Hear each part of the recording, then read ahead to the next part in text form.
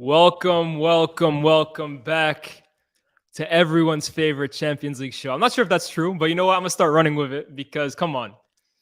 It's me and your boy CultureCams for FTBL Final Whistle. And guys, we have finally come to the end of the Champions League group stage. And you know what? It feels like it's kind of dragged on for a minute. The beginning, there were a few hot games, but it's kind of dragged on slowly.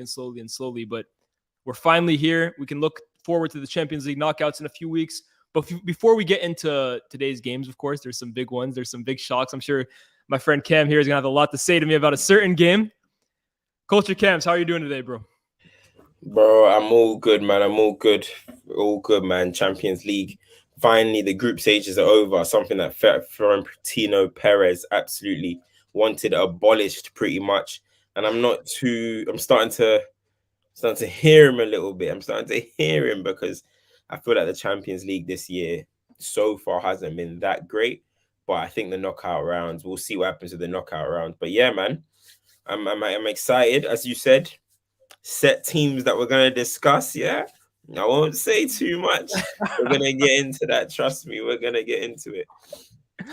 Well, you know what? Let's start with them, bro. Let's get it out of the way. Let's rip the Band-Aid off right from the start. PSG,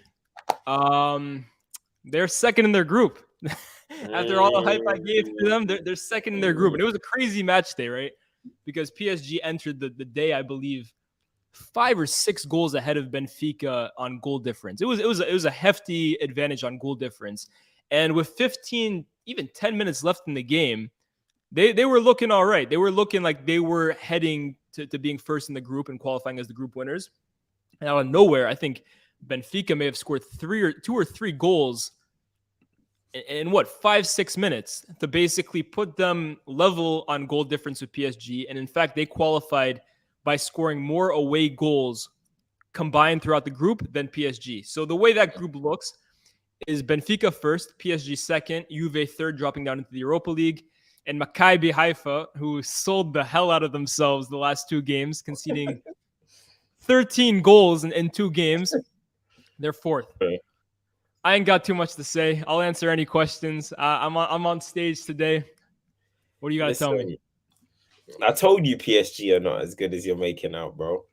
I told you PSG are not as good as you're making it out, bro. You were making it out like this super team have finally clicked and it's going to be something different. And Galtier, he's connecting the dots and it's lit. I told you, just calm down. PSG will always be the frauds that they are, bro. You know what I mean? They'll always flatter to deceive. And now, when I said it to you in the studio the other day, I said, wait until the big PSG games come, right? Wait until the big ones. So now the Champions League knockout rounds is here. Who's the groups that they've got? Who's the teams that they can potentially face? They can face Chelsea. They can face Bayern Munich, Real Madrid. They can face City. They can face Napoli. Spurs. Napoli. Oh, listen, the kitchen. We can also play Porto. We can get Porto too. Hold on, let me keep the faith.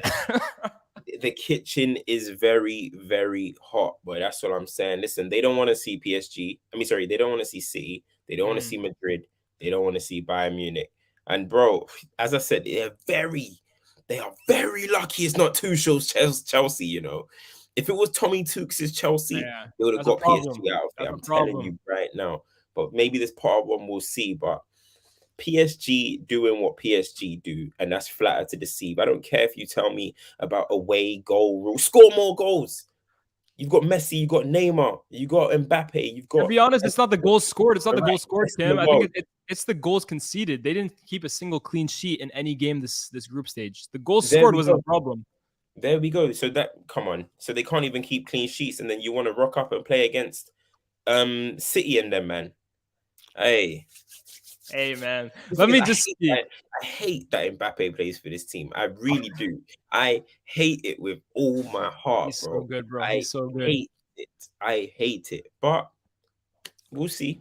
We'll see. He's gonna, as I said, in them big moments, for PSG, he's gonna be involved. Yeah, I hope Setman are involved. I hope Setman are involved. That's all I'm saying. I hope I see Setman. Listen, I gotta say this as the PSG enthusiast / correspondent of FTBL. You know, part time on Tuesdays and Wednesdays, I turn my allegiances to them. It's not looking good, Brev. It's not looking good. I've been on the record, though. There's two teams that if I'm a PSG fan, I'm nervous about. I'm looking at Man City and I'm looking at Real Madrid. I think if they play those two teams, which that's why coming second in this group is so devastating. You look at the quality of teams from first to second. Second, probably the best team you can play is Liverpool as a first team seed. Looking at the first, like the names you just dropped, Real Madrid, City, Bayern, Chelsea, they might still not be Tuchel there, but these are still the same players. They're still going to be a tough two-legged matchup for anyone. You don't want to play any of those teams. But I think if PSG can avoid Real Madrid or Man City, I would still put them as favorites against any of those other teams. Still, because like you said, Mbappe is decisive in these games. And I think Messi and Neymar will still be too much for any of those other teams. But you've seen the last few years in the Champions League. UEFA like throwing Real Madrid at PSG, bro. And PSG are not beating Real Madrid over two legs. I'll say that right now. It's not looking good, bro. Listen, they're going to need more than these very obvious Messi to Mbappe outlet passing, blah, blah, blah. They're going to need a lot more, man. They're going to need a lot more, but you cannot back down on what you were saying. Started this Champions League group. You started this Champions League show. You said PSG are going to win the Champions League. No, never. You cannot find that tape. I have said on SDS on here, I said City are the favorites. I said if PSG can avoid them, then they can do something. But never have I said PSG will beat City to Champions League. What's the minimum expectation for PSG? They should not lose to any team not named Real Madrid or City. No. What is the minimum expectation for PSG? The minimum expectation has to be final. Minimum. But what if they play City in the round of 16? If they play City in the round of 16, I can't say PSG will beat City. It won't happen. Get it done. Well, I can't put my neck on the line for that, bro.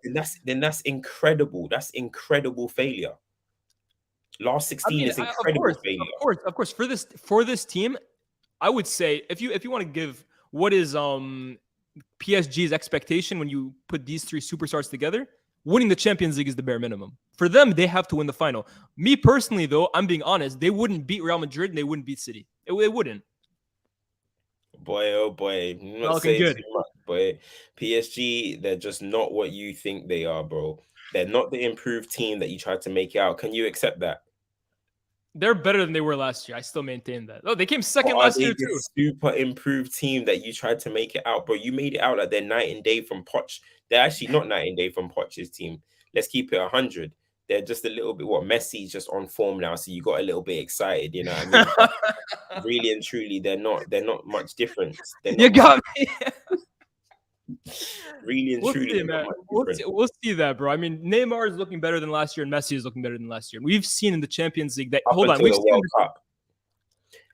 the World Cup, Messi's going to be in negotiations with Inter Miami saying, let me go to America and get my last check, bro. You know what I mean? Neymar's going to be sitting back, whether he wins it or he doesn't. If he doesn't win it, he's probably going to be depressed as hell. If he wins it, he's going to be like, all right, my career is done. Where's R9 and them, man? Let me go and sit on their table. That's what it's really going to be. Do you know what I mean? So, yeah, they're on good form up until now. Wait until after the World Cup. PSG hype. Telling you. I can't speak on that. Well, once that happens, we'll see. And again, like I said, it's all about the draw. If we get Porto, I keep saying we. I'm telling you, Tuesdays and Wednesdays, I turn my allegiance to PSG Nation. But if PSG can draw against a Porto or a Spurs, it'll be light work, bro. I keep seeing Spurs in the comment section. I might get cooked if they end up losing to Spurs. How much shit I'm talking. But if they play Spurs, I'm putting my neck on the line. Massacre. Conte. Now you're back on Conte. We'll talk about Conte later in the show. Because, hey, you were sweating yesterday, bro. Hey, I'm messing around. But somebody said 6 of Messi's 8 goals and assists came against Maccabi Haifa. Still a top player, but my word. Listen, we talk soon. He said he's a Ballon d'Or. He's on course to win the Ballon d'Or this season. Messi has nothing to prove. Talking about Maccabi Haifa. We'll see. Mbappe Anyways, chief in command of that team. I agree. I don't disagree.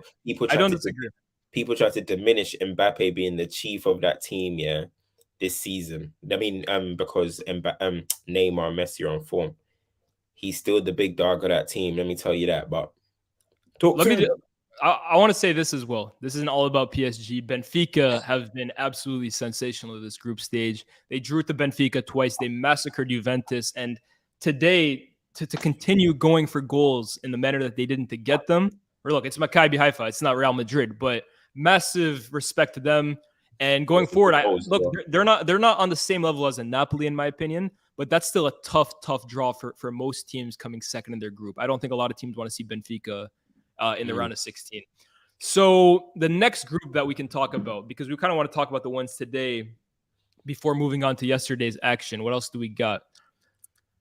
Man City, Chelsea. Well, we'll get into that. We'll talk about Chelsea. Chelsea were already qualified, though. That's really the thing. Milan were kind of the team that had to beat Salzburg today because the winner of that game ends up going to the round of 16. And Salzburg were really impressive the first two games. I actually think they won their first two against who was the other team in the group? I can't remember. The team that Zagreb, and they beat Chelsea the first two games. And Milan were looking in trouble as well, right? Because Milan had lost both games to Chelsea. But I think Milan and Olivier Giroud, who I kind of want to talk about a bit, showing his class in the big moments. His resume, bro, is impressive, right? It is super impressive. Like the trophies that he's won, the goals that he's scored, the roles that he's played in big, important teams can't be slept on. But Milan go into the next round, second to Chelsea. I saw Amir. Listen, I've been Giroud's fan from day, even from Arsenal, like always. But I saw Amir say he's an all-timer. Hey, no. Don't joke with that one. We're throwing the all-timer around too easily. We're throwing the all-timer around too loosely. He's a nice striker. Can I ask you this? I'd like to ask you this. Who has a better... Who goes down better all time? Him or Vardy? What? Giroud or Vardy? I mean Giroud, because he's won World Cup and he's played internationally. You know what I mean? Vardy's not even got a career in international. Giroud as well. He got that league title with Montpellier and Liga. Yeah, that's right. Ain't nobody talking about Vardy. Ain't nobody talking about Vardy outside of England, bro. You know what I mean? So that's not even one. But when you hear the word all timer, yeah, he's not all timer. You're talking about some real ones, you know what I'm saying? So I wouldn't have Giroud there. He was just a nice striker in his generation. Nice little link striker in his generation. Course, they better be calling Capdevila all-timer for his role in Spain as well, 2010. Come on, man. But yeah, Milan finished second in their group, and I think just like Benfica, that's a team that, look, I think a lot of teams would beat them, but they're still not the easiest second-place team you could get. They're going to get watched. I don't think they'll get watched. I think they'll. Here's the thing too, though. They had big injuries against Chelsea, bro. Like it's easy to say that, right? But they didn't have their first choice goalkeeper. The second choice goalkeeper is some nobody. So I don't think they're going to get past the round of 16 unless they get lucky and draw Porto. But I think they'll give most teams. Bro, if they play Spurs, that's an interesting two-legged tie right there. So I think they'll give teams some headaches. But I think ultimately there's a few better teams than them coming first. Will Rafael Leao rise? Yeah, I saw his miss today. I didn't see it. I saw it. Theo Hernandez doing his AF duties, AF work, putting a nice little ball through across to Rafael Leao and over the bar. But I won't say too much. I'm just watching him. You've been investing stocks in this Leao agenda from early, bro. Just watching him. I'm just watching him. I haven't made my full judgment yet. I'm just watching him. That's all I'll say. Fair enough. I mean, I'd like to get your take on this. We'll talk about this player more extensively later on, but the whole talk mostly coming out of Serie A Twitter especially is Leao versus Kvara Donna. Bro, I had his name down. Kvich, I can't remember it, but I had it down for a minute. But Kvara Donna. Kvara versus Leao. Who do we got? First of all, the Donna thing is annoying me, but no, hold on. I had his name down. I think Kvara is the better player, mate. I think he's the better player. He's nicer with it, in my opinion. I like his 1v1 dribbling. I got it. Kvara Chelia. There you go. Fair enough. We get a pronunciation from you, bro. I'm not even going to bother with all of that. I'm not even going to bother. I'm going to stick to calling him Kvara, but I prefer him. I prefer him. I prefer watching him. He's live wire, man. Gets on the ball, makes things happen. You know what I'm trying to say? I like the look of him. Leao's decent, but he ain't moving me. That's all. He ain't moving me right now. I'm waiting to be moved. And every time I see him, I'm like, fair enough. You know what I'm saying? So we'll see. Sometimes his touches look a bit, I'm saying, looking like Ismaili Assar or something. You know what I'm saying? But we'll see. We'll see. Wow. Wow. Look, I think Leao has shown that as a threat in behind. Me and Cam were talking about Rashford and Son and kind of comparing that profile as like a pure outlet. I think Leao in that kind of role, playing on that last line of defense, is a real threat. But you kind of look at Kvara, and people are saying I'm mispronouncing it still, but I'm gonna stick with Kvara as the pronunciation.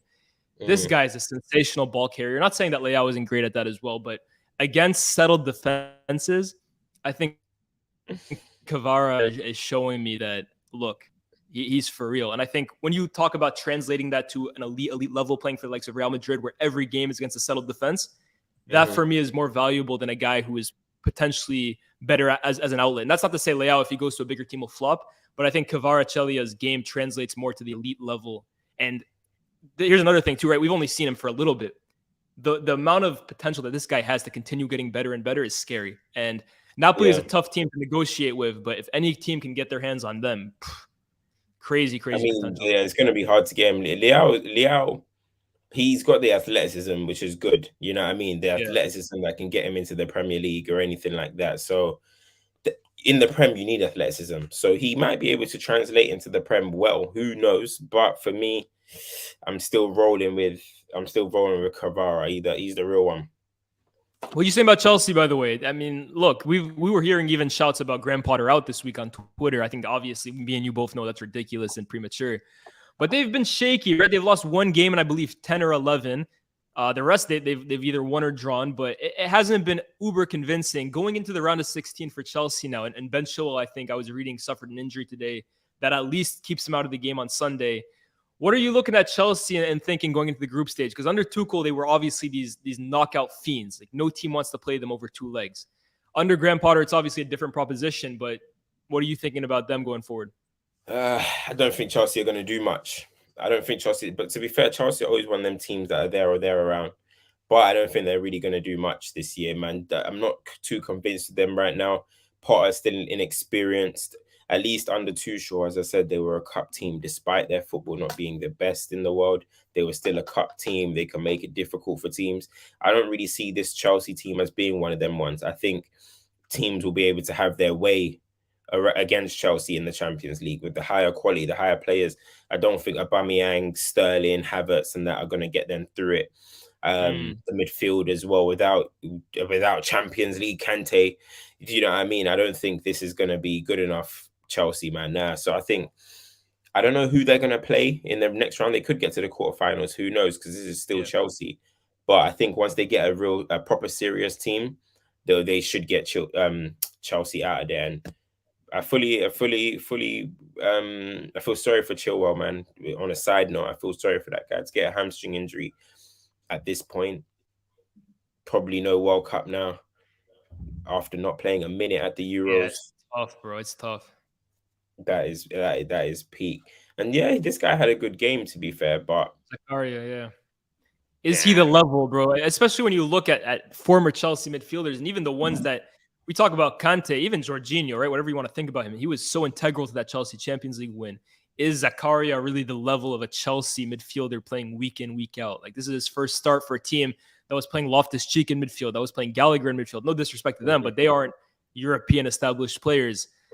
I just look at this Chelsea team and I'm the same as you, man. Like this is one of the least intimidating Chelsea teams I can remember. It's been a minute since I looked at this Chelsea team. And Chelsea in Europe, bro, although they haven't been elite for that long, right, since 2004, in that short amount of time, they've established themselves as a team that Stamford Bridge on Champions League nights, boy, you don't want to play them. And this Chelsea team gives me no intimidation whatsoever. Yeah, I don't think Chelsea are going to really do much this Champions League, man, honestly. But the fact that, okay, you can say AC Man had injuries, but I still think Chelsea would have made light work out of them, bro. So it is what it is. We move forward. I don't think Chelsea are going to do much. I think if anyone's going to do much, it'll have to be City or Liverpool. Still have this thing going on in Europe, man. That's what they are. You know what I mean? Liverpool have the heritage, man.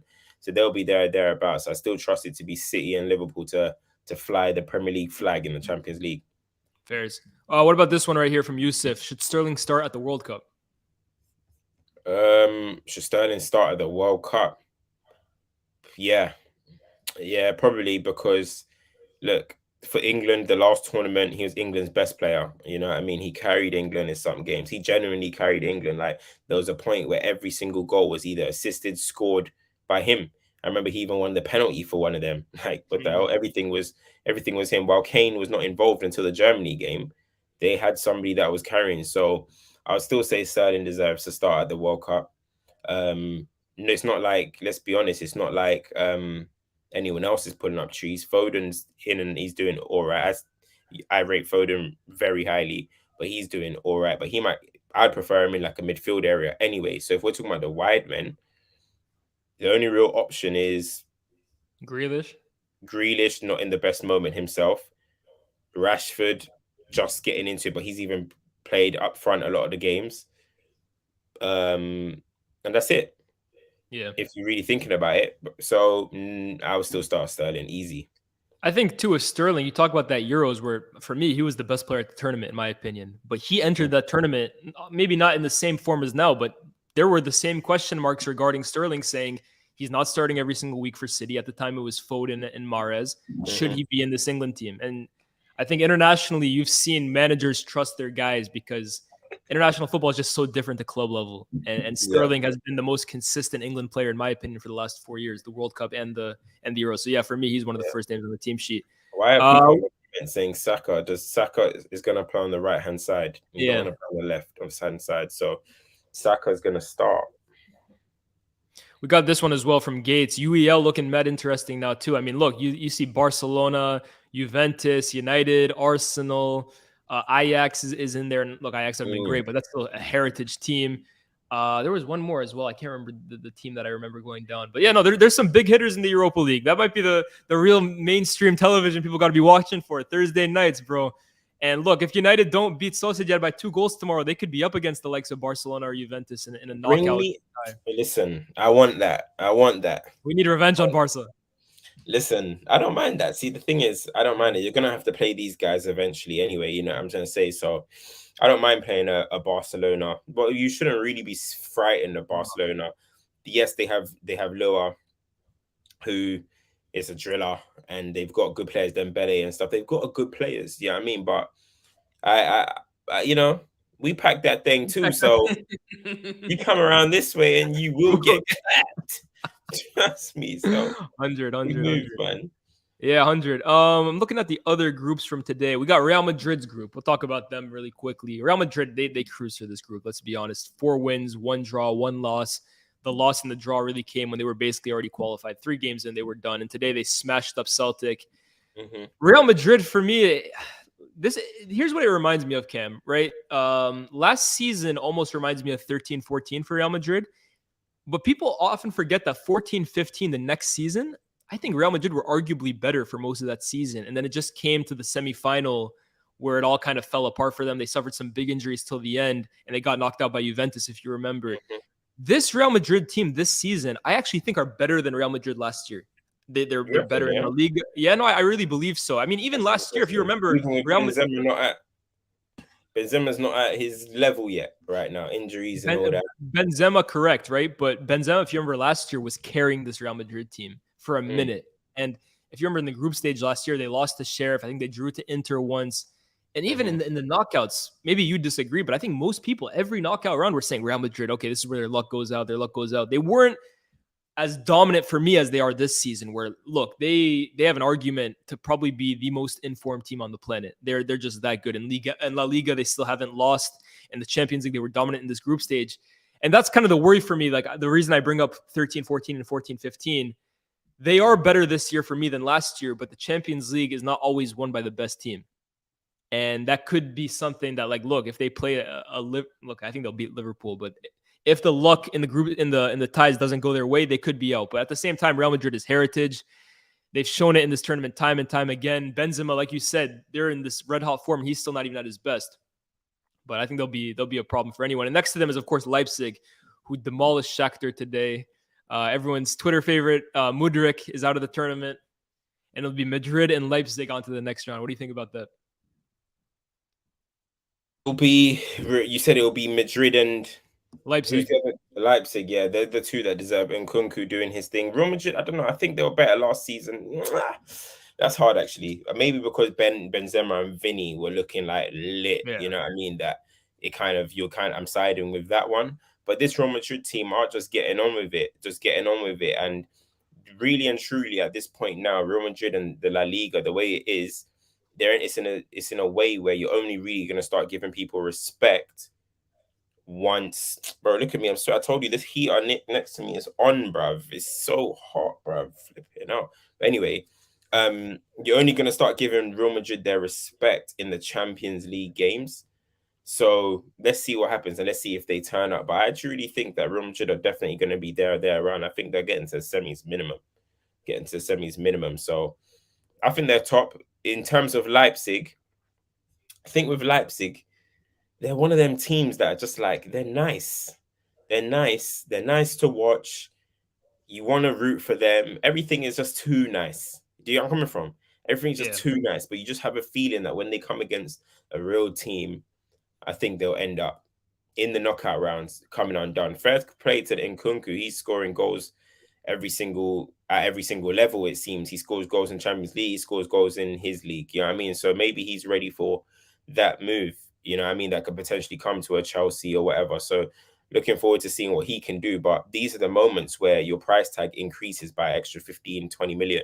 Going to the last 16 against City, I don't know, just saying for example, I'm bag at the Etihad or something, you know what I mean?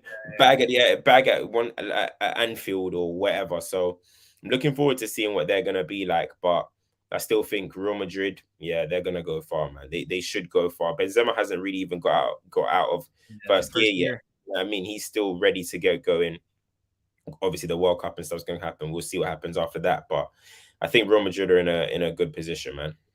No, that's what I wanted to ask you about Nkunku. I mean, you kind of gave me the answer right there, but he has been unbelievable. Honestly, the last 12 months, when you look at goal contributions, release goals as well. Yeah, and they're saying that he's already basically had a medical with Chelsea. That's if you believe the papers, that's what they're already saying. But Nkunku, if you look at goal contributions for 2022, he's right up there with Mbappe, to be honest. And look, I know people will say the Bundesliga, but Mbappe is playing in Liga. And for me, I don't really take leagues like that into effect. If you're balling in the Champions League, that gives me a good indication of what you're like. So Nkunku is really showing himself to be a problem. But Real Madrid, the reason I think they're better, you look at Fede Valverde, who's taken a massive leap this season, right? We're going to give our team of the season for our team, the group stage. I think he's got a damn good shout to be in that himself. Toni Kroos, who honestly might be retiring at the end of the season, if you believe reports. He's saying he's not going to extend his contract past this year, and he's looking to end it off. He's been unbelievable. Hey, I don't know, Mike. You know what I mean? Maybe Ten Hag might have to. Do you want to join their little revolution over here? What's going on? We're signing Real Madrid. We're signing Real Madrid's old guard. Why not, bro? Join the club. Hey, do you want to come to the redemption? Do you want to come to the redeem team? Do you know what I'm saying? So I don't know. We'll see what happens. We'll see what happens over there. But now you're right. With Nkunku, the guy does do his thing, man. Guy scores goals. It's undeniable. You know what I'm saying? He's a very good finisher. That's what I like about him. He's very good in the final third. Let's see with the rest of his game. Yeah, I mean, he's got the athleticism. It seems that he can play in the Prem. So Chelsea are probably are getting a good player, but I don't care what nobody says to me. I still them Bundesliga. Well, how about this, Cam? Timur here, good comment, says only one Spanish team in the round of 16. In the Bundesliga have 4 German clubs in the next round. Not bad for the league you guys call farmers. Hey, fair enough. Hey, the Spanish league. The Prem has all 4, right? Yeah, four. The Prem has all 4 Spanish teams. I don't know, man. Simeone's out here doing nonsense. Xavi's out here doing nonsense. This is what happens. Like for a team like Barcelona not to be in the knockout rounds, it's the liking of what happens when you do these experiments and bring in managers like Xavi and stuff. Like they should always be at the forefront of European football. So that's a disappointment, honestly. And the La Liga is it's not in the best moment at the moment, La Liga, but I'm sure it'll probably come back, man. Teams still want to go and play for these guys, man. Rafinha turned down the Premier League clubs to go and play for Barcelona. Do you know what I'm saying? Guys want to still go to Barcelona. Koundé as well. He could have went to the Premier League. He decided to go to Barcelona. So they're still going to have that pull and stuff. But yeah, they're probably on a little slide, but we move. As long as those levers are there, bro, they'll always be the pull for Barcelona. I'm trying to think, what was the final group that got played out? Man City versus Dortmund. Man City, Dortmund, Sevilla, Copenhagen. We don't got to spend too much time on this, right? Man City and Dortmund both qualified. And I think though, Man City, they drew 2 games. Oh, they went undefeated. Today they were down at 1 point, and the B team even won. Alvarez, Mahrez. Just to kind of put it briefly, Cam, I don't believe if you said it was City who would win the Champions League this year, but after this group stage, do you think Man City are looking the strongest team in Europe? What are you thinking about them going forward? City must win the Champions League. I don't actually think any team is that mad difficult and strong. We saw against Real Madrid that they should have really got through that tie and they didn't. All right, cool. Yeah. That was Benzema's year. It happened. That's how football is sometimes. You know what I'm trying to say? That was his year. However, I don't see anyone else as massive threats. I don't see PSG as massive threats personally. Liverpool at this point, you know, I'm always every Champions League I say Liverpool are gonna get to the final. I always say this: Liverpool, right? But I think at this moment now, this has to be Manchester City's year. With all these players, with Haaland there, they has to get it done. You know how it was a Benzema year? I think that this year it could be that KDB year. You know what I mean? You know, everyone gets that year where it's like, this is your crown jewel. You know what I mean? This is the moment you're gonna get the respect that you need or whatever. And it might be him, but honestly, that comment from Ash right there, Pep will clap at Anfield. If Liverpool draw Man City, they will knock them out. Really? Liverpool draw Man City, they will knock them out, bro. If it's not on a neutral ground, if it's a 2-leg tie, Liverpool will still knock out Man City, bro. They need to avoid Liverpool, bro. I'm telling you now, Pep is shook at Anfield, bro. Shook of it. I'm telling you, if they get them Champions League night, Liverpool, it ain't easy. Anfield on Wednesday nights is a cheat code. I mean, this isn't even just now, right? Even in their latter years under Benitez, they were going to Champions League semifinals with not mid teams, right? But not their greatest teams ever. That is always a fortress, no doubt about it. You kind of talked about De Bruyne, right? Because all the attention has been on Haaland this year, and rightfully so. But De Bruyne is having another unbelievable season, bro. Unbelievable. 9 assists in the Premier League. Like, he could very easily break the assist record this year. And people will say, oh, we said that about Pogba last year. De Bruyne isn't Pogba. This guy is reliable. And yeah, I was going to say, don't joke with that one. Hey, don't joke with that one, boy. But De Bruyne could really do it. And I mean, it'll be, if they win the league this year, it'll be yet another league title on his resume. But as Jamie Carragher said, and I don't know how much you agree with this, to be considered the best Premier League midfielder, apparently you also need to have that big Champions League moment, which the likes of Lampard have had, the likes of Scholes have had, the likes of Gerrard, of course, has had. Whether you agree with that or not, if De Bruyne is to win the Champions League this year, we already saw how big his clout is, coming third in the Ballon d'Or this past year. Mm-hmm. I don't usually say that Manchester City. I tend to think that when it comes to awards, their players often get overlooked, but De Bruyne is definitely not one of them. Like, his name is firmly in the minds of people who watch this sport. And if he's to win the Champions League this year and continue playing at the level he's at, bro, we're having uncomfortable convos. With when Carragher said that comment about KDB, which I get what he's trying to say, right? They have to have that big Champions League moment. But how come Gerrard is allowed to be in the best, but he ain't won a Premier League? How does that make sense? So KDB has something Gerrard doesn't, and he actually has that 4 times. Yeah. So how can he not be in the conversation yet, but Gerrard can be? Because Gerrard did it in Europe. Well, Gerrard was fantastic in Europe most of his Liverpool career, but because Gerrard did it in Europe, that doesn't make sense. Here's the thing, too, right? You can't come with trophy criteria if you've got Gerrard in the top. I'm sure he probably has Gerrard as the best.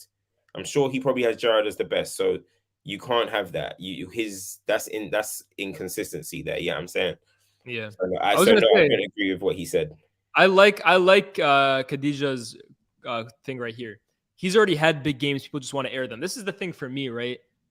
De Bruyne, and I know you agree with this for sure because I've seen you say this a numerous amount of times. De Bruyne is Manchester City's greatest ever player in Europe. It's a fact, no doubt about it. And to be fair, he doesn't have much competition because the likes of Aguero, Silva, Yaya, company, as great of players as they were, never did it in Europe. De Bruyne has some blastics on his resume in the Champions League for City. But the problem with football fans in general, right, is that we remember big moments when it results in a trophy at the end of it.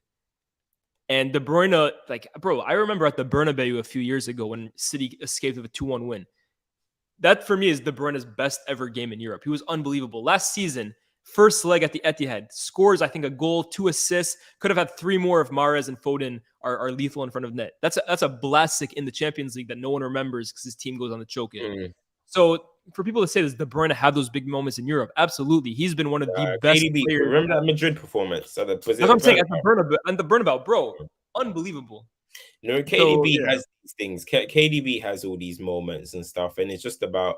And I said it in a post, and I saw somebody reposted it the other day and tried to basically say, "What's this guy talking about?" But I'm like, the fact that we're having these conversations about people are not talking about KDB's big games, and it's because he plays for Man City. I say it all the time. If he was doing the exact same thing on a Man United, Liverpool, Arsenal, and Chelsea shirt, everyone will remember every single moment. Definitely. His clout will be different.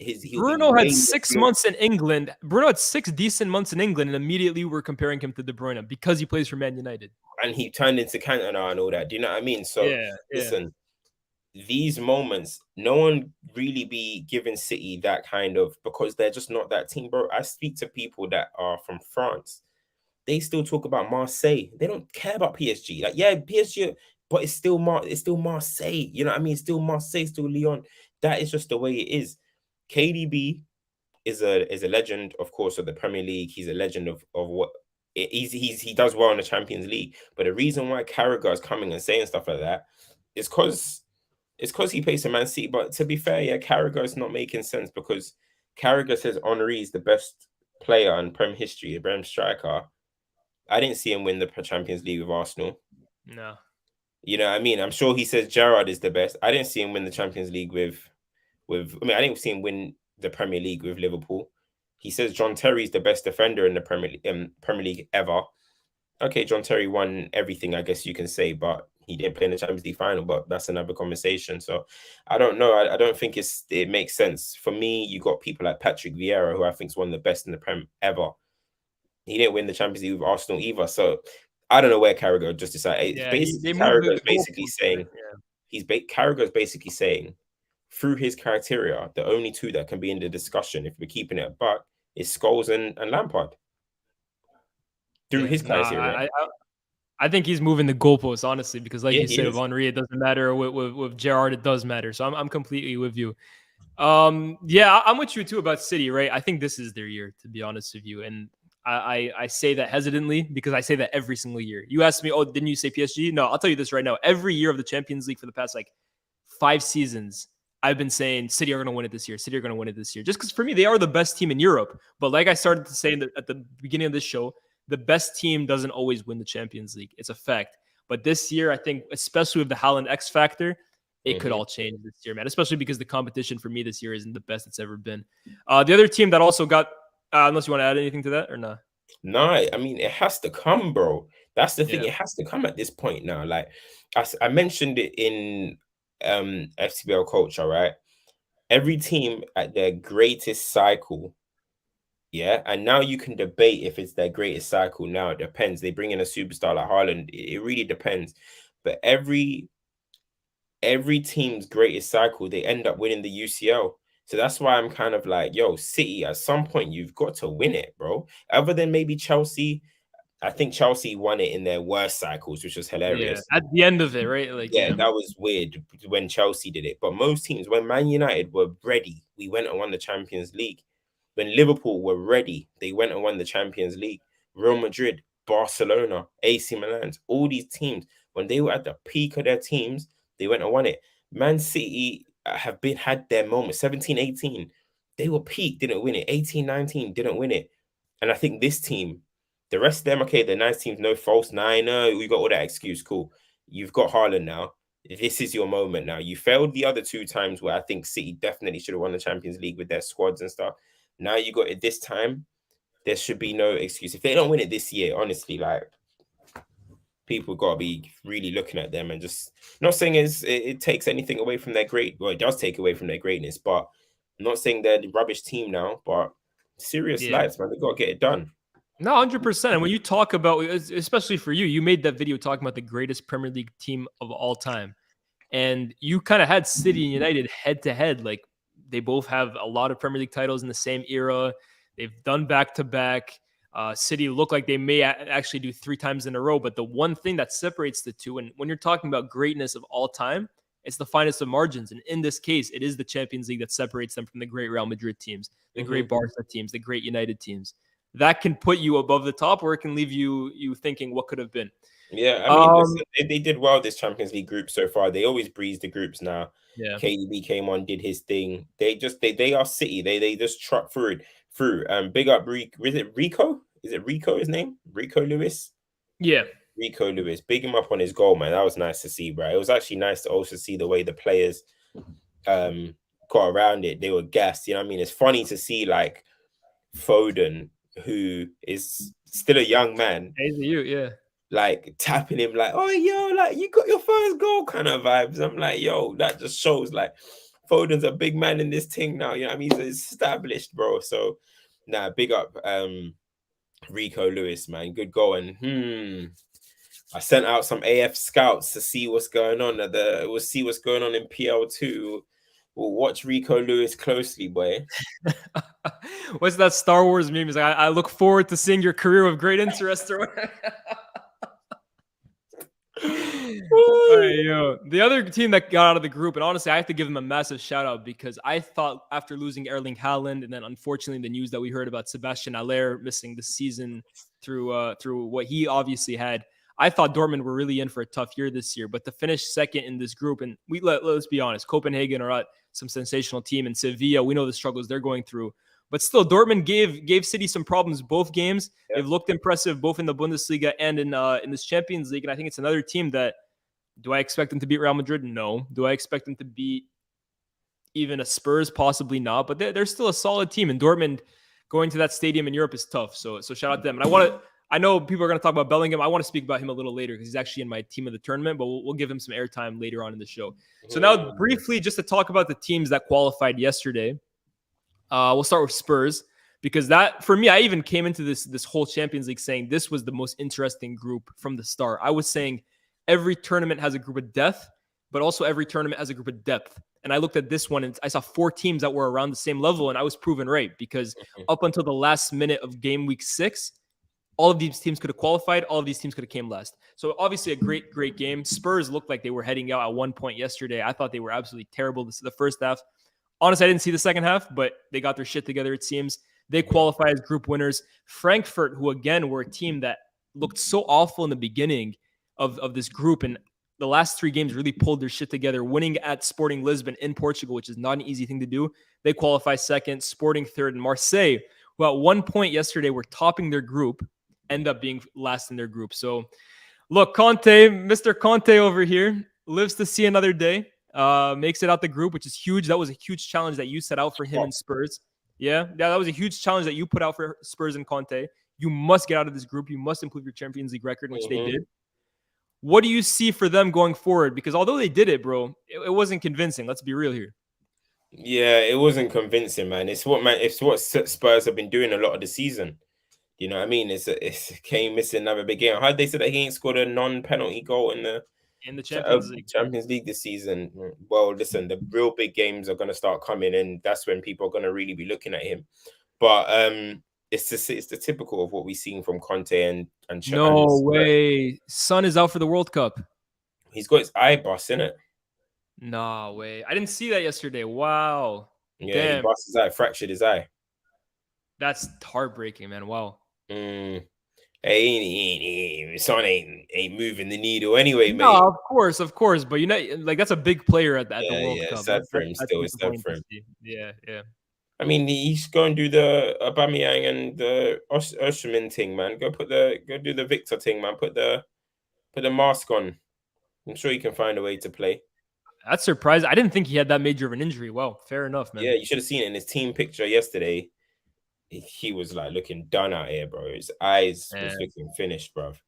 So yeah, I don't know. That's peak, but I don't know. I ain't missing, son. Damn. All right.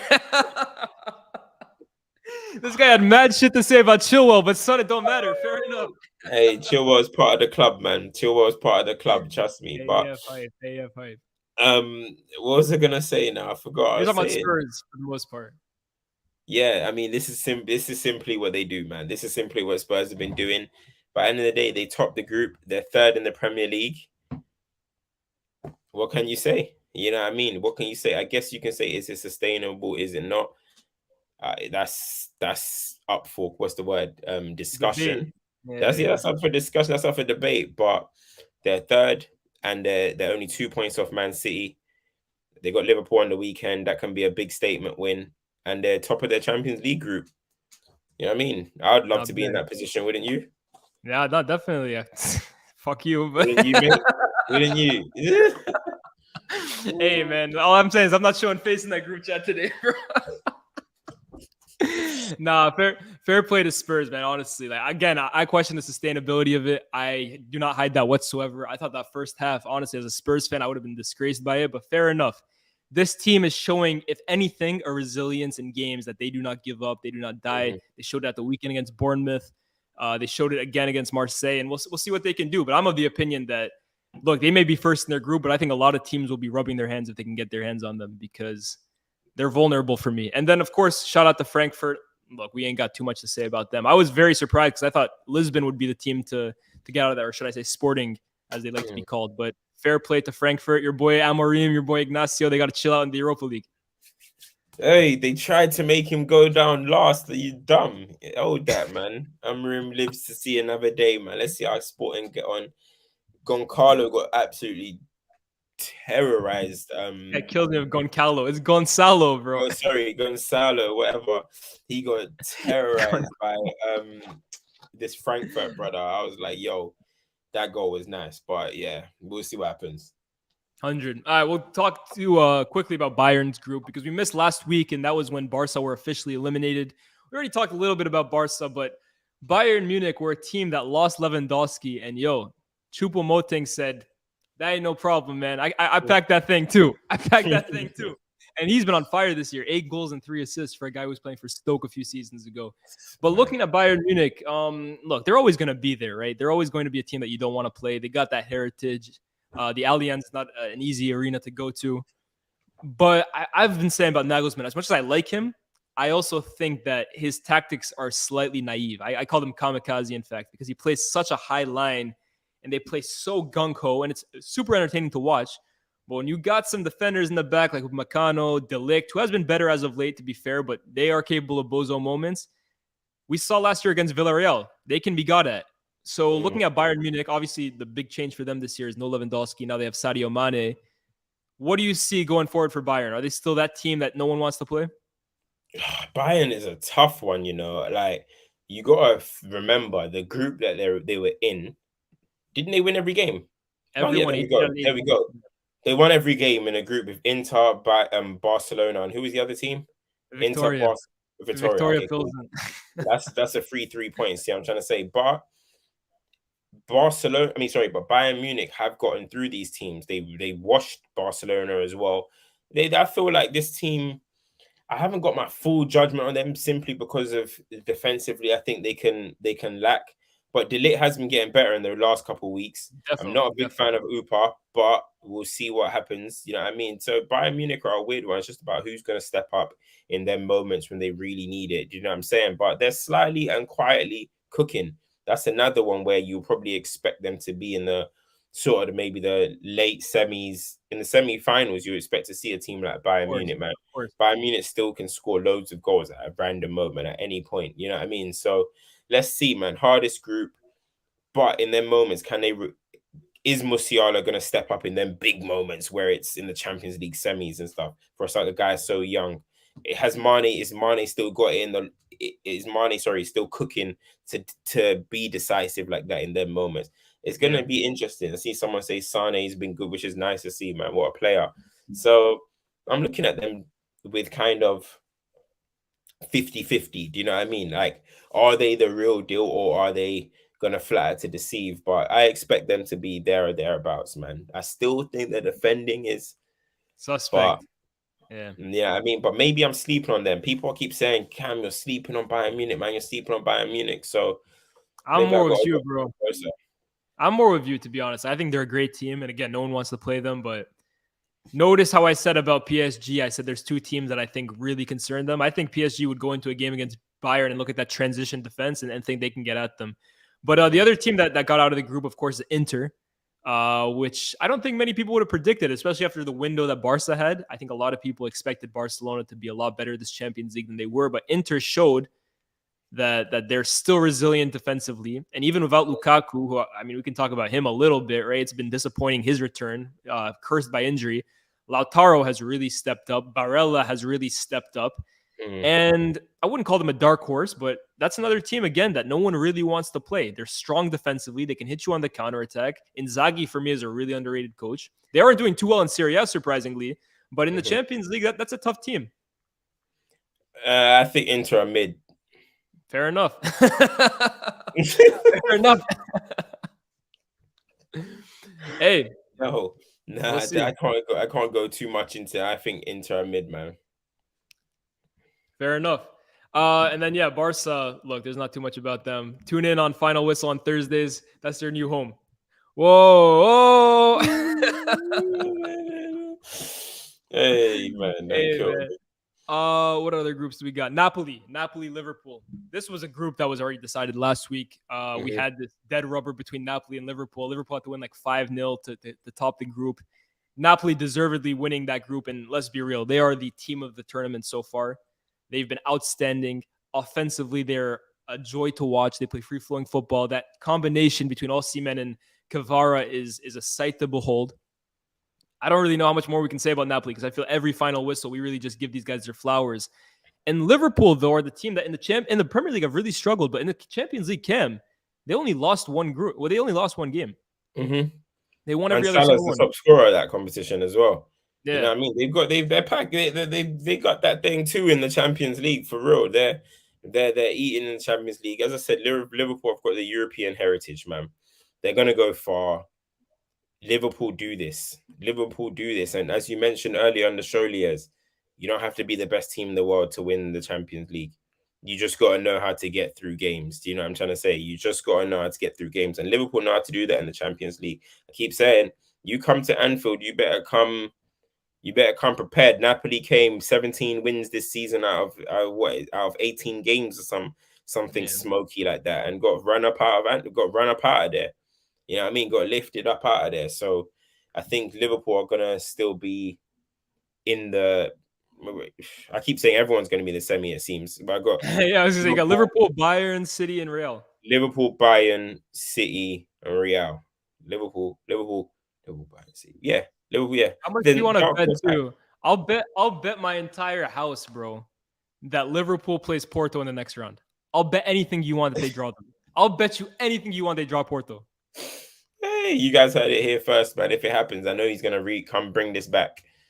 But nah, listen, I think Liverpool are still gonna be one of the main contenders, and yeah, Salah does somehow find a way to score random ass goals in the Champions League in general, anyway. But yesterday's was hilarious. But yeah, man, I think Napoli are good. They're nice, but these are the moments where you think they just have that little bit of doubt, like, yeah, it's still Napoli. You know what I mean? You're still not going to do it when it matters.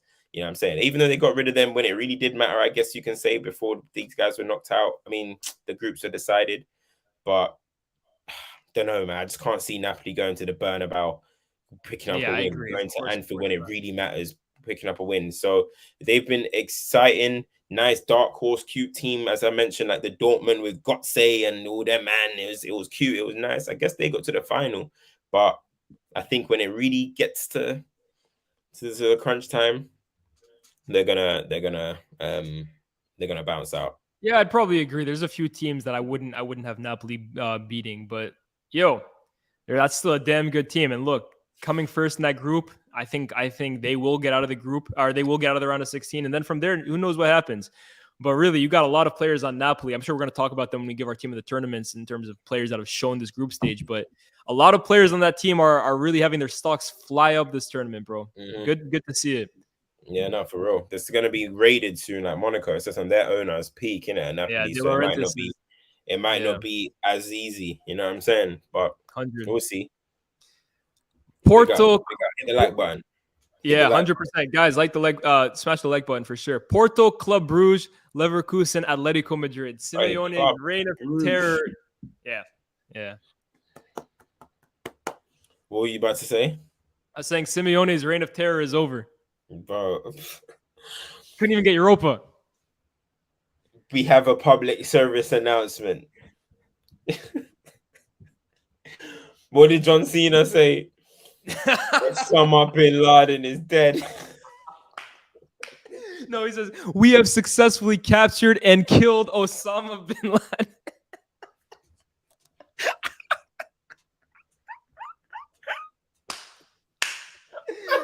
Hey, yo. Hey, don't kill me, bro.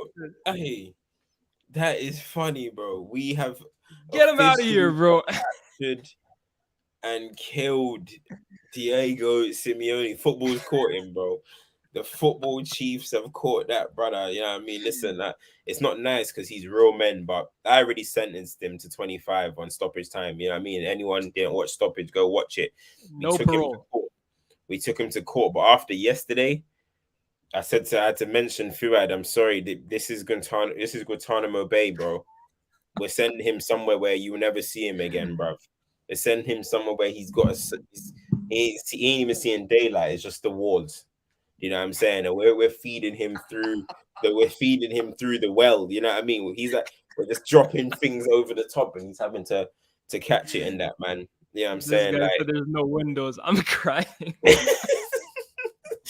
It's over, man. It's a shame. That's a shame. But that style, the way he is, it's not even working anymore, bro. It's not even working anymore. That's the point. So now I've said Klopp needs to adapt his tactics every now and again. Simeone, man, you're gonna have to switch it up now. You can't do this. Are you trying to do this for the next 10 years again? It's something like, bro, you gotta switch this. We talked about it on the show, Cam. We talked about it on the show, right? That Simeone had definitely reached a point with Atletico Madrid where he kind of just had to eat some humble pie, recognize that he's taken this club as far as he can, which, look, he's taking them to great heights, and bow out at the top. That's why we keep talking about Zidane, right? Bowing out at the top is a very difficult thing to do because it means you have to be humble enough to recognize that this is as good as it's going to get. And Simeone has probably missed that window. And look, they're not in a title race in La Liga. They're not even in the Europa League this year for the first time in Atletico Madrid's history. They're probably going to lose some big players in the summer, potentially in January. It's not looking good for Atletico Madrid. And how long is Simeone going to stay at the helm? What, he's going to wait until the ship sinks? I think he's got to be humble about the situation. Announce now that at the end of the season, they're going to look to go in a different direction and go on from there. He's done great things for the club. We've already talked about this, but I think, look, he's taking them as high as they can go, and it's only going to go down from here. And this is just the start. Yeah, bruv. Yeah, I mean, it's not good for him. It's not good for them right now. But he's the highest paid manager in the world. He's up there. If it's not Pep, he's up there. Yeah, I think it's Simeone, bro. Highest paid manager in the world. At a club that would die for him, he would die for them. They're not going to make any changes. Do you know what I mean? They're not going to make any changes. And people are saying free João Felix. I agree. But at the same time, bro, he still needs to perform better as well, bro. We can't. I'm going to get you out of there. I'm going to get you out of there. We can't blame everything on the manager all the time, man. But yeah, I agree. He needs to leave. I'm with you. Sammy, I see your question here. We're going to answer this one at the end. He's asking about Carlo Ancelotti versus Jose. Who do we have all time? Yeah, actually DM'd me that during the week. But yeah, shout out to Porto. Shout out to Club Brugge. Massive shocks because honestly, I think teams were looking at Leverkusen and Atletico Madrid. For neither of those teams to be in the next round, massive credit to them. And if I'm correct, I think that is the end of the group stage. Cool. Should we get into our team of the tournament? Yeah, we'll do team of the tournament. Guys, obviously put your contenders in. Any nominations, any suggestions? Goalkeeper. Yeah. If you can bring up that 11 or whatever that we did earlier. What formation are we trying to play? 4-3-3 is easy, I think. 4-3-3? Yeah, let's do 4-3-3. Sure, it's easy, yeah? What, and do you want to do 4-4-2? No. All I'm saying is this set man ain't getting in that 4-3-3 then. No, listen, bro. It's this team in the group stage. There's going to be big hitters that miss out, but it's the way it is. Yeah, real set man. Let's get in there. All right, cool. Let's change the color. Let's change the color of this kit, mate. What do we want our kit to be? What color should our kit be? I'll make it blue, just like the Champions League. Blue. Yeah, we'll go blue. Come. This guy says the attacking fullbacks have dropped like flies. Yeah, bro, they suffering a pandemic over in Cam's corner right now. Bro, real men attacking fullbacks. We're being overused. We revolutionized football, and then they pump too much on us. You know what I mean? So it is what it is, man. It is what we'll be back. We'll be back. How do I get this shit? How do I get this up? Oh. There we go. Can you guys see that? Yeah. Yeah. Let me bring it up right now. There you go.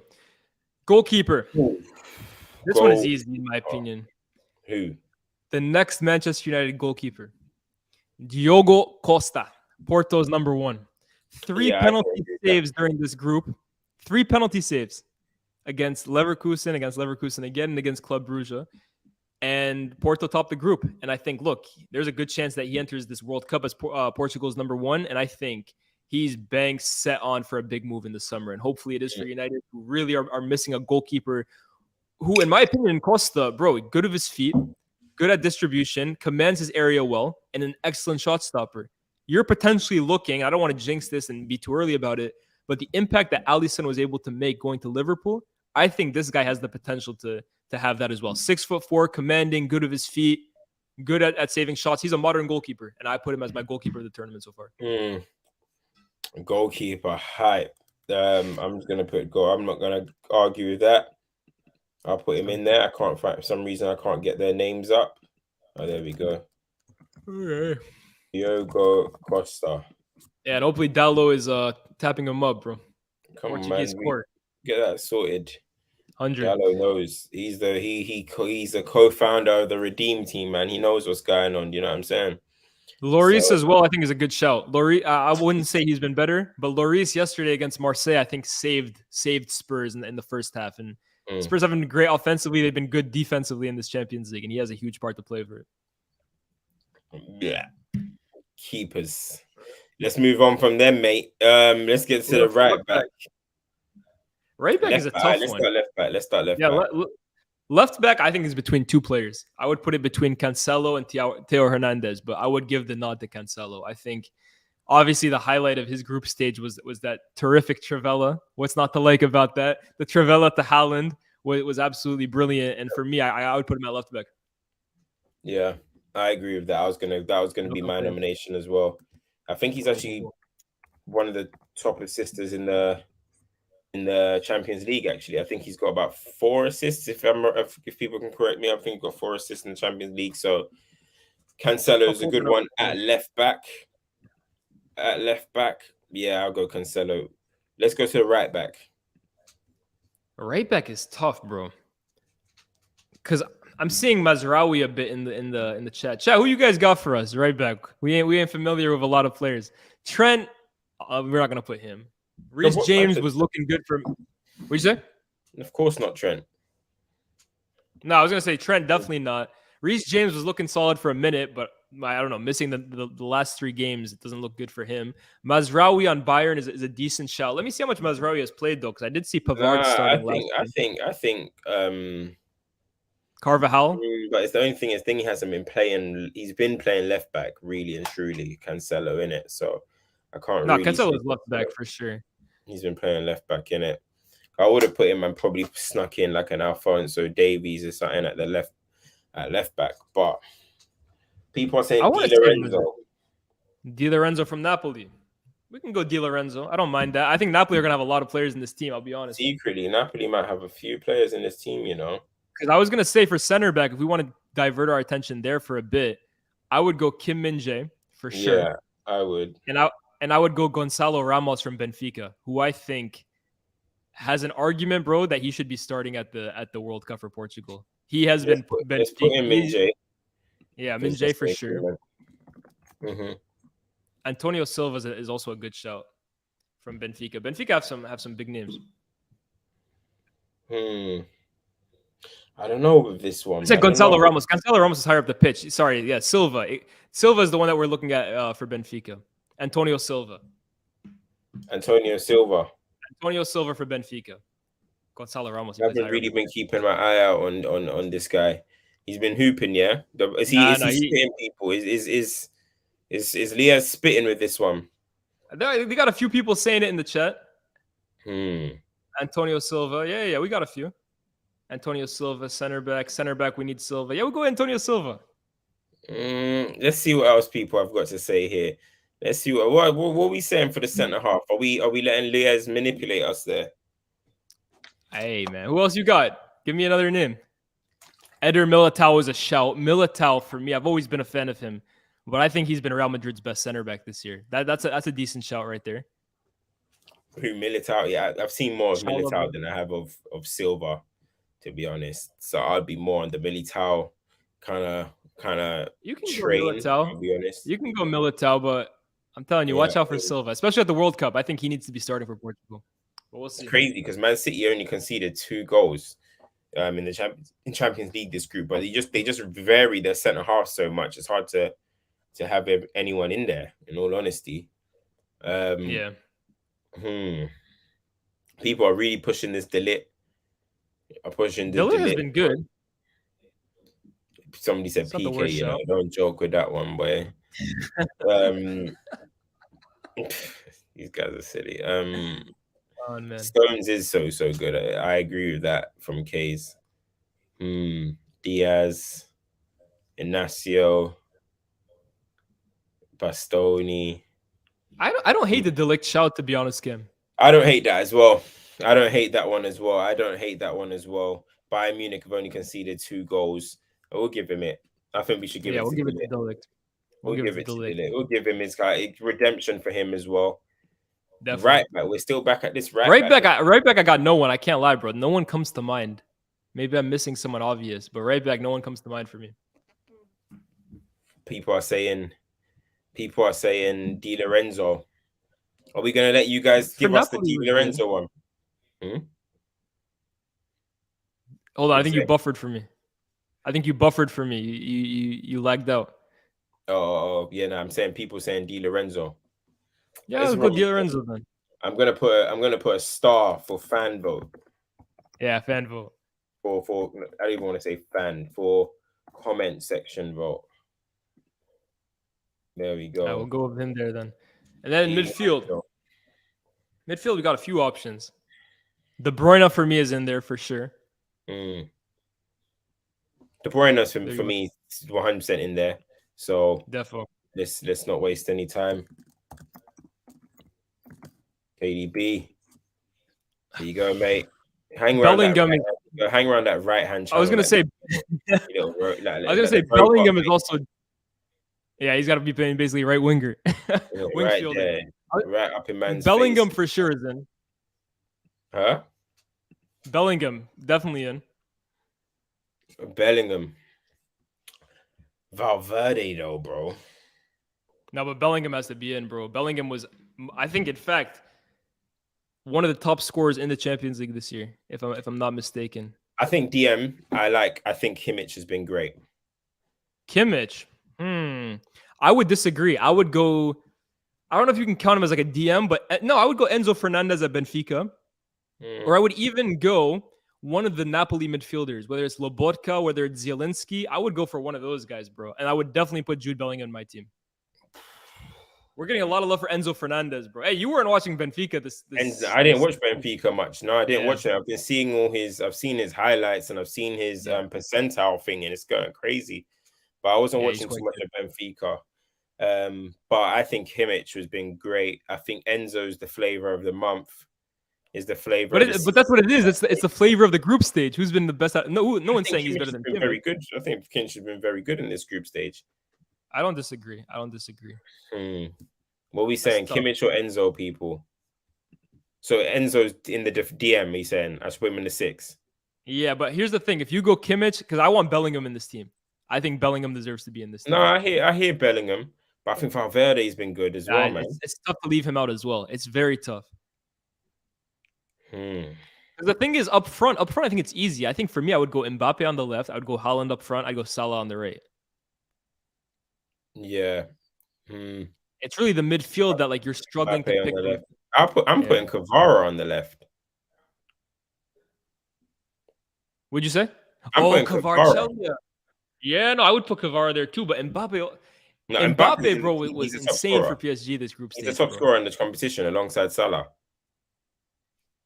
So I'm putting Mbappe. Haaland will have to hold that. For real? How many did Haaland score? Hold that. Haaland will have to hold that. That's tough. Right, listen, you missed the last game, mate. You know what I mean? You hobbled off the other one as well. So that means I would be giving it to Haaland for 3.5 games. No, you ain't getting that, man. Hold that. You've got all the Premier League stuff. You can hold that. You know what I'm saying? Yeah, this is tough, bro. This is tough. Special mention to Marcus Edwards. Yeah, he had a really good group stage personally. His stock definitely elevated after this group stage, 100%. Yeah. Okay, fair. You know what? I hear it because Kvaratskhelia has to be in this. He has to be here. Mbappe has to be here. Salah, I think we're really going off stats because I feel, bro, like you talk about like impactless stats. I feel like I haven't seen any of Salah's goals this group stage. This guy's putting up empty numbers, bro. But fair enough, man. Fair enough. Salah is literally empty calories, bro. Literally getting in there solely because of stats, because of his stat. And I don't even like doing that. But to be fair to him, they've been mid. Liverpool have been mid this season, and he was doing decent in the thing. But that includes a hat trick at Rangers in 20 minutes. I know, bro. Hey man, Salah, you might have missed it. You know, I'm not gonna lie. Salah might have missed it. This is tough. How much is it against Rangers? He scored a hat trick, or is it 4 goals? 3. 3 in 20 minutes when they're already 4-0 up. Nah, Salah's not in it. Salah's not in it.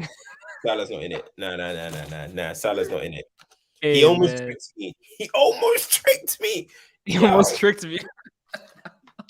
Yo, Salah almost tricked me, bro. This is tough, bro. Yeah, Rodrigo was really good this group stage too, but Mbappe and Kvaratskhelia are definitely there. What are we saying? KDB right wing, just to get more midfielders. Play KDB on the right just to get more midfielders in. Nah, man, you can't put KDB on the right wing, man. We can't put KDB on the right wing. All right, so wait. What? Wait. Let's go back. We're going too much. We haven't even addressed every area. Chat. We need to relax. Let's get back to that DM. Who is in that position? Who's filling that? I got Enzo. Personally, you got Enzo. Yeah. Can you run a poll? You can run polls, but we don't know how to do that yet, do we? Hold up. Oh my days, Nkunku. Yeah, man. To be fair, some people really turned up. 100%. Nkunku. To be fair, he's not one of the top 1, 2, 3, 4, 5, 6, 7, 8, 9. He's not one of the top 10 goal scorers in this. Trying to trick us then, yeah? Potentially. Even though there's a guy in Maccabi Haifa who has 5 goals in the Champions League this year. Hey, shout out him.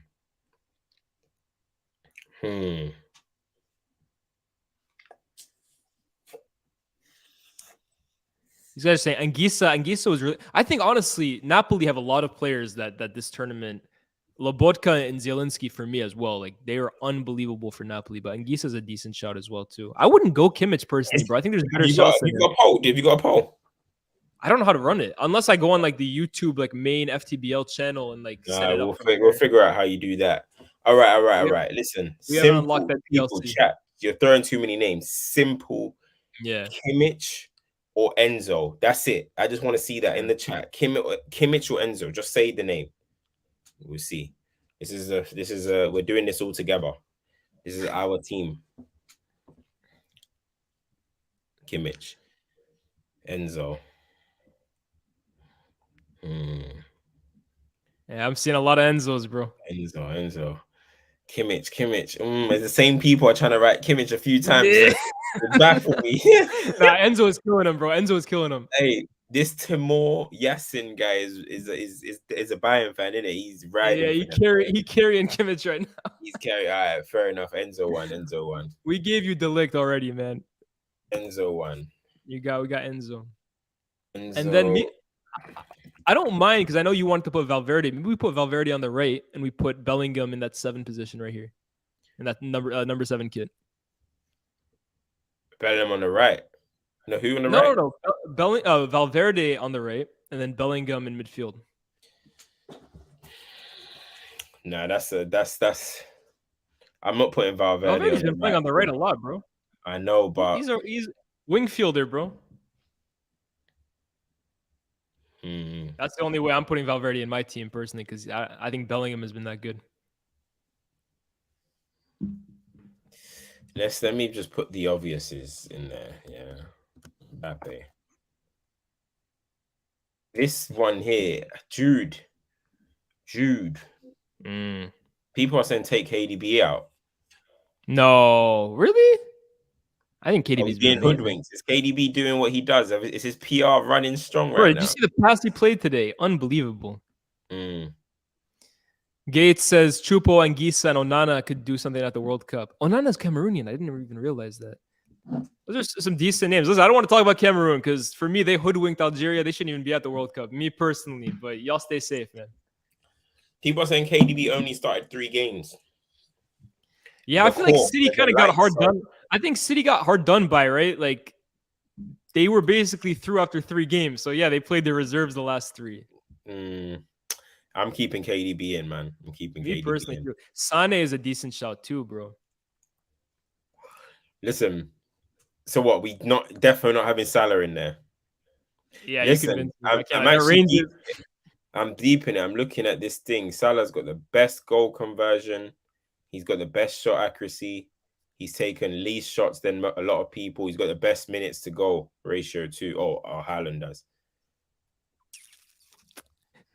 But agenda over facts. Agenda over facts. Yeah.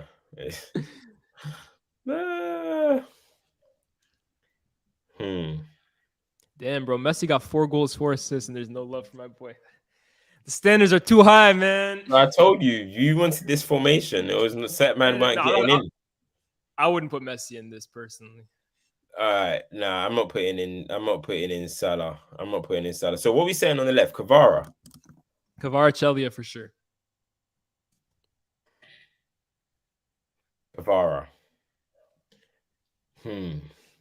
Sane has been good though. Valverde. Not better than Kvaratskhelia, bro. Sane has not been better than Kvaratskhelia for me. Vinny's been good as well, I think. Yeah, Vinny's got 4 goals. No, Vinny's been good. Bellingham has 4 goals from midfield. Hey, they were killing me for saying the reason I put Bellingham in is because Bellingham he stood up against City. He had 2 fantastic games. Now he's been excellent, to be honest with you, in this group stage, bro. He's been really, really good. Bellingham, the only English rep. Yeah. So this right wing position though, you're saying Valverde, yeah? Because I think Messi hasn't really been playing off the right this season, though. I mean, what am I going to do? Say no? What am I going to do? Say no? Chat, do your thing. Messi's kind of been playing in the 10 role. Yeah, I wouldn't say he's been playing on the right, to be honest with you. Yeah. It might be Sane, but I think we might be robbing. Are we robbing Valverde of a position? Are we robbing Salah of a position, bro? If we put Sane over Salah, honestly, that's suspect. I can't lie, bro. That's suspect. But you said we're moving Buki now. Yeah, I can't lie. We're hating too hard, bro. We're moving Buki. Yo, shout out, by the way, Mehdi Taremi, 5 goals for Porto when they topped the group. I'm not putting him in my team, but that's solid. And Anguissa as well. He's got 3 assists in the Champions League. Yeah, Anguissa had. Who was a special shout as well? I think. I think he deserves a real special shout. I don't even know if they qualified though. Is Kudus from Ajax? Kudus. Yeah. In fact, if you follow the European lad or whatever, he was saying that there were games where the manager should have played him a lot more than he did. He didn't start every single game for Ajax, and when he did, he made a huge impact. Man are saying Mudryk. Mudryk from Shakhtar. Yeah, but they didn't qualify for the next round, bro. Hey, we only put winners. This is winners talking, all right? Brother. Sorry. This is winners talking. Rafa Silva was good for Benfica. I would put Valverde right wing, personally. If we're going to be haters on Salah, I would put Valverde.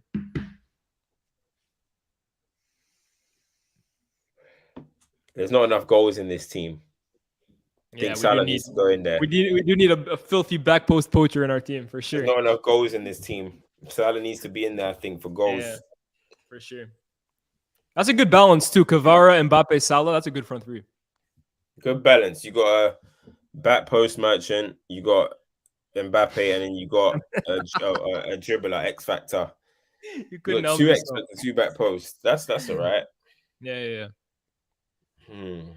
I'm with it. That's my team. All right, I'll go Salah. Guys, we couldn't hate that hard, man. Come on, bro. We couldn't hate that hard, man. Listen, I wake up a hater, but not that. I'm even a Salah hater, bro. Yeah, me, I can't say the same.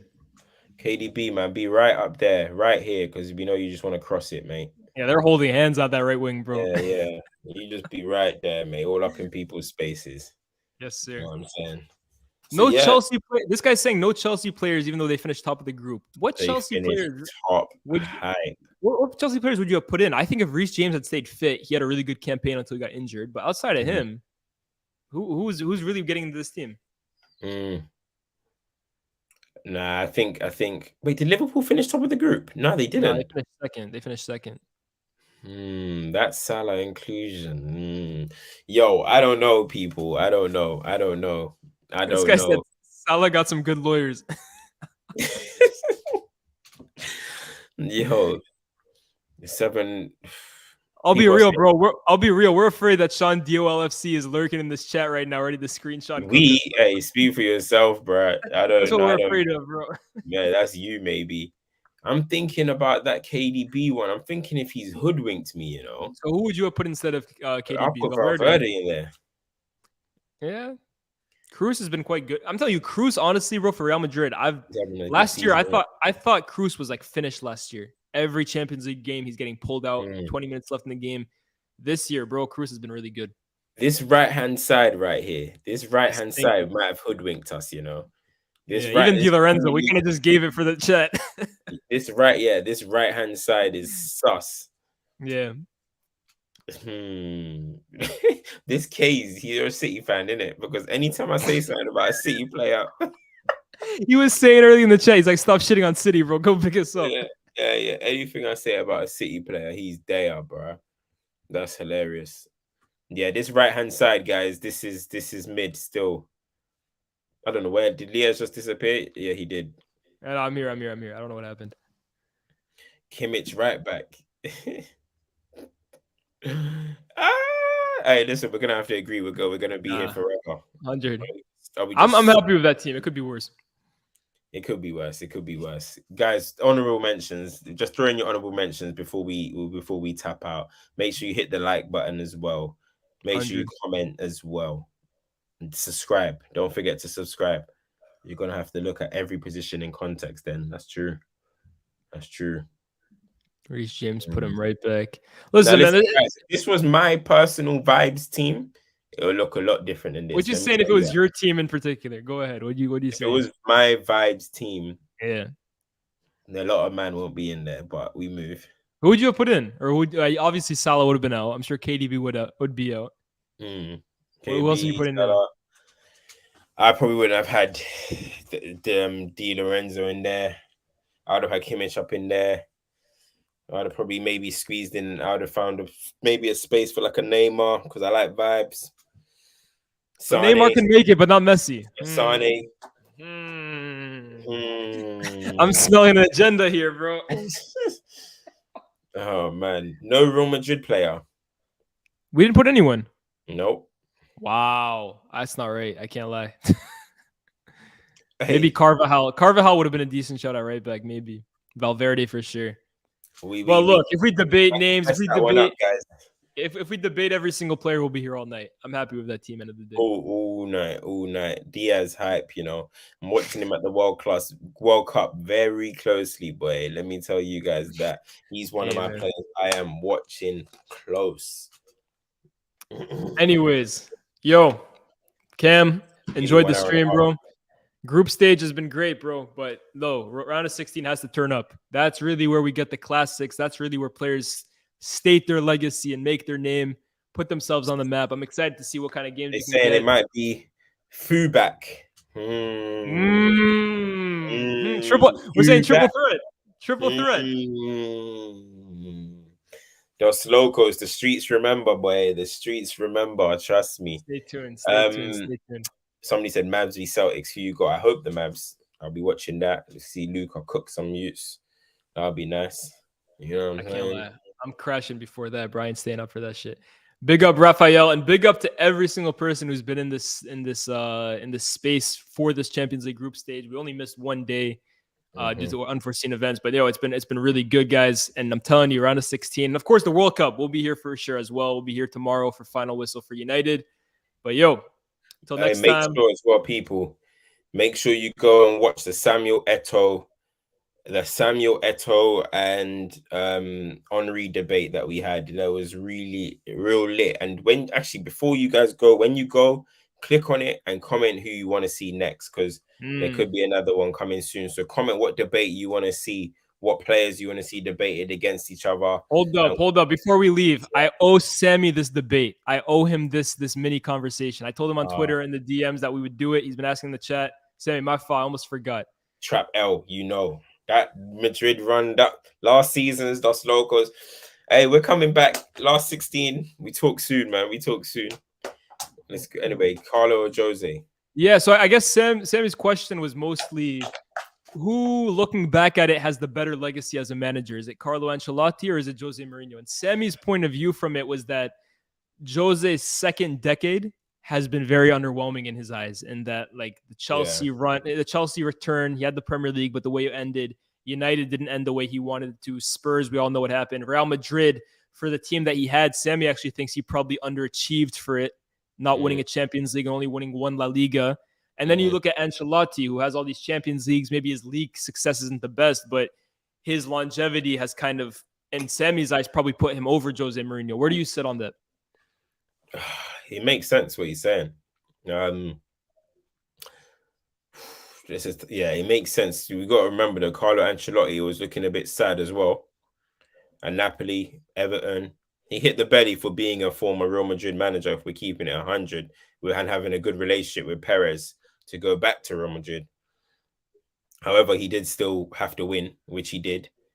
So, I mean, for me,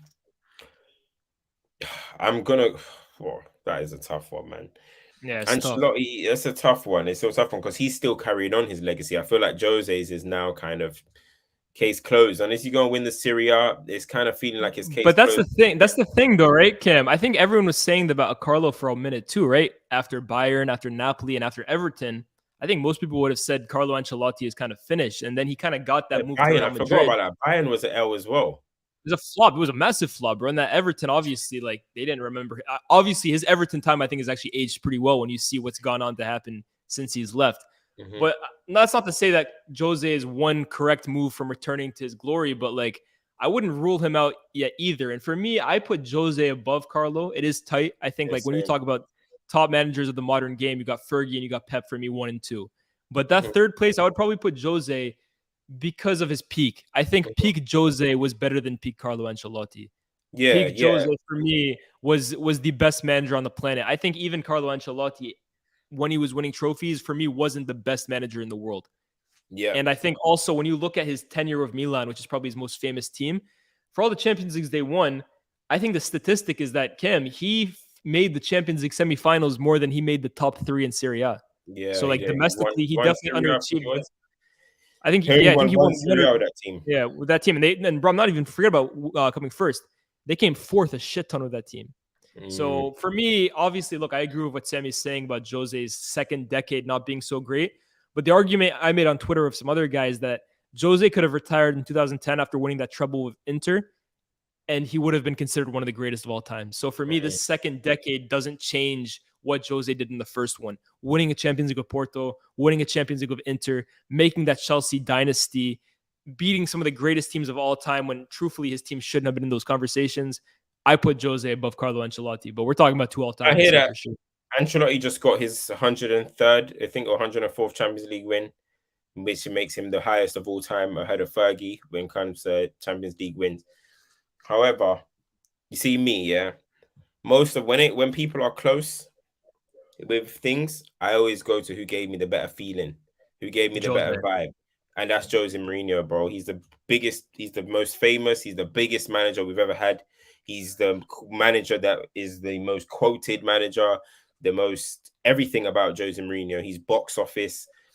I remember the moments when Jose would just rock up with Chelsea. It was peak. When he'll rock up with Inter, crashing down that historic Barcelona team.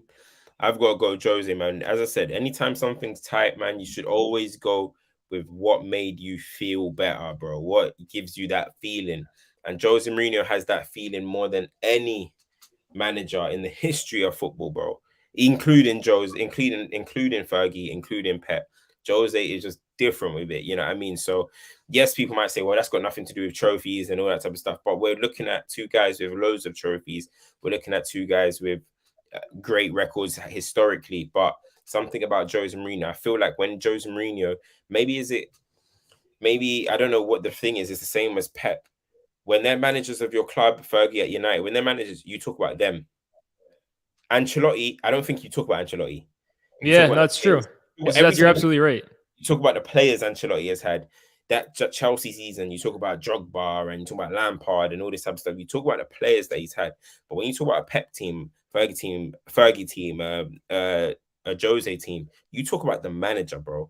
You talk about the manager. They are that imposing and powerful in their clubs and their figures. That's just different. There's just something different. So for me, it's Jose Mourinho. But Ancelotti is a legend in his own right. He's a legend in his own right, man. But wasn't he the one that let Montpellier go and win the league?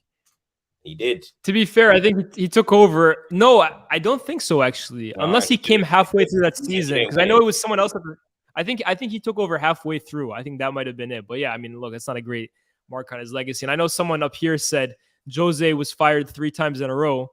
But so was Ancelotti. Jose was fired. Jose was fired when he was in his prime, and we didn't really care because Jose falls out with people all the time. 100%. But Carlo was fired 5 times in a row. If you want to think about it, Chelsea, Real Madrid, Napoli, Bayern Munich, and Everton. I don't think Everton sacked him. I think they did. I think he walked from Everton. You know, I think he just took Everton. I don't know. I don't think Everton. Yeah, I don't think he got sacked from Everton. If they sacked him, they were doing too much. I don't think he got sacked from Everton. Regardless, it's 4 times in a row. So there you go. Yeah. I mean, listen, when you manage the clubs that he's managed, I don't know where Lias has gone, but when you manage the clubs that he's managed, you're going to end up losing your job. Real Madrid always sack managers. How many managers walk away from Real Madrid without being sacked? How many managers walk away from Chelsea without being sacked? Zizou. Yeah. Hey, he needs to take another job now and see what he's made out of. You know what I'm saying? So I'm going to say, look, as you said before earlier about the Champions League, just to wrap this up, Champions League, anyone can win it. You don't have to be the best team or whatever. Because if it's all about Champions League and stuff, then look at Zidane. He's got 3. Yeah. He's got 3 already. Do you know what I'm trying to say? What? 1 underneath Carlo, I think. Carlo's got 4. He's got 1 underneath Carlo or something like that. So it's like Champions League, I don't know, but leagues, Carlo's been a bit shaky in the leagues, you know what I mean? But Jose has recently as well, so who knows? But yeah, I think I'm going Jose Mourinho, man. Feeling. I agree with you, man. I agree with you. But Sammy, we had to do that one for you. Grizz, we talked about this a bit earlier. Just to wrap this up, I said City just because every year I say City, and I'm just convinced that eventually I'm gonna have to be right. Cam, I think, is either towards them or Madrid. Yeah, but as I said, if City buck Liverpool, they're going home, mate. Liverpool are crashing them. I'm telling people, they don't want to see Liverpool in any round. If City can avoid Liverpool to the final, then they'll win the Champions League, in my opinion. But if they get Liverpool, Anfield's gonna smoke Pep. I'm telling you. But yeah, that's my opinion. But yeah, let's wrap this up, man. It's been over an hour and 34 minutes. 100%. I'll answer this guy's question just really quick. What does Pep need to do to eclipse Sir Alex Ferguson? Yes, I think he just needs to win the Champions League with Manchester City. Look, no coach is ever going to stay at a club for 20, 30 years. So in that regard, no one will ever be able to win 13 Premier League titles like Fergie. But I think Pep is pretty damn close. And I think a Champions League with City might be able to do it. But hey, finest the margins. It's a game of opinions. I'm not sure if Cam agrees with that. But regardless, we got to end this up real quick. Guys, we'll see you tomorrow after the United. No, we're gonna finish. We're gonna do it after the Europa League discussion for us. Yeah, Pep coach, but maybe we'll see. That's a good one, 100%. But we'll be back tomorrow at the end of the Europa League. We'll have a similar show, kind of talking about the teams that are left in the Europa League after everything is decided. Guys, make sure you like, share, subscribe. Check out the video me and Cam did on Eto'o and Thierry Henry. And we'll catch you guys next time. Peace.